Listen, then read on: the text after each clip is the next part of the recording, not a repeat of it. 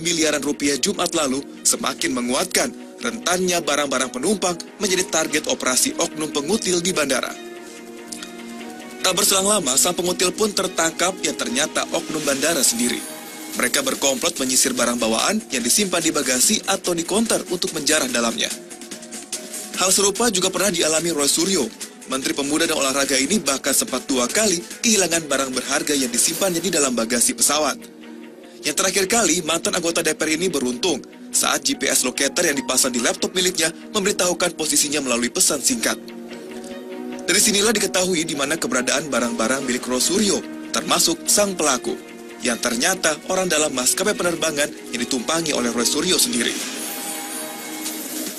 Dan saya percaya oknum-oknum ini, tikus-tikus bandara ini, tikus-tikus bagasi ini masih ada. Dan itu masih berkeliaran. Karena ini sistem. Karena kenapa saya bisa pasti sistem? Saya kehilangannya sudah 2 kali. Penelusuran kami mendapati salah seorang porter bandara mengaku sindikat pencurian barang-barang milik penumpang pesawat sudah ada sejak transportasi udara mulai marak.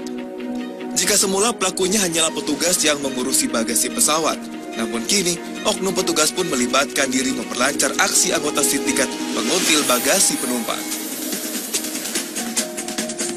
Pada awalnya kami sebagai porter ya, porter mulai dari bandara ya, dari pesawat turun ya, terus kita bawa barang, kita melakukan, di sana kita melakukan periksa-periksa gitu, terus ada barang-barang yang menarik, ya kita ambil gitu kan. Awalnya seperti itu, tapi lama-kelamaan dari mulut ke mulut, tahu, tercium, dan sekarang lucunya security juga malah ikut-ikutan. Sasarannya tas-tas milik penumpang yang diduga berisi barang berharga dan mudah dibuka tanpa harus merusak. Feeling juga sih, feeling juga. Feeling, wah ini menarik, siapa tahu, tapi kita juga nggak ceroboh juga.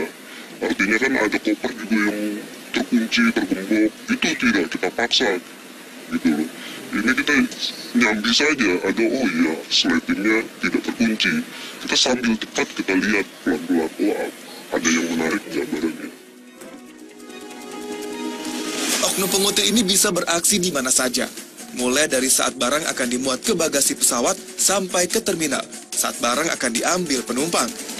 Meski tak beraksi setiap hari, tak tanggung-tanggung. Dari aksinya ini, pelaku bisa memperoleh hasil yang lebih besar dari penghasilan pokok mereka. Hari itu jelas saya dapat itu sama teman-teman itu laptop 1, handicap, dan jam tangan itu sekitar ada 3 Pak. Cowoknya 2, jam tangan cowoknya kan harga baru, paling 3 itu ya sekitar 15 juta gitu. Pihak maskapai pun tak menampik adanya kejadian kehilangan barang penumpang di bagasi pesawat.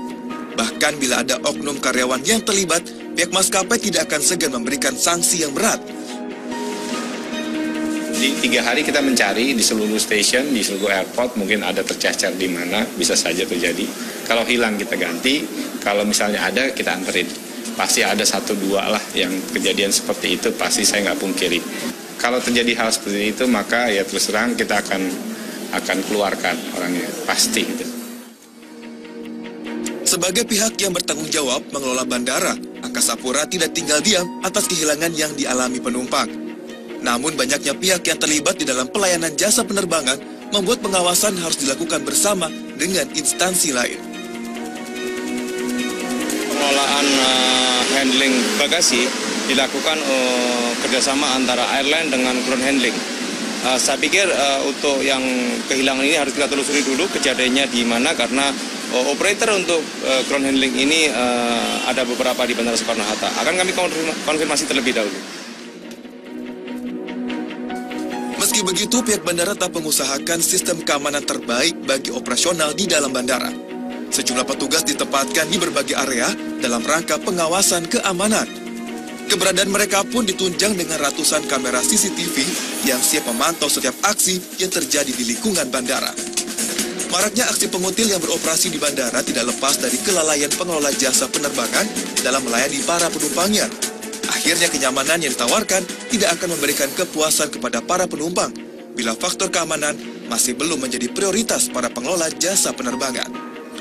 Dan yang terpenting, bagaimana penumpang yang menjadi korban bisa dengan mudah dan cepat tanpa birokrasi berbelit maskapai mendapat kejelasan akan kondisi barangnya. Karena yang jamak terjadi belakangan ini, penumpang seakan dibiarkan tanpa ada pertanggungjawaban dari pihak bandara maupun maskapai. Tim Liputan, Trans 7.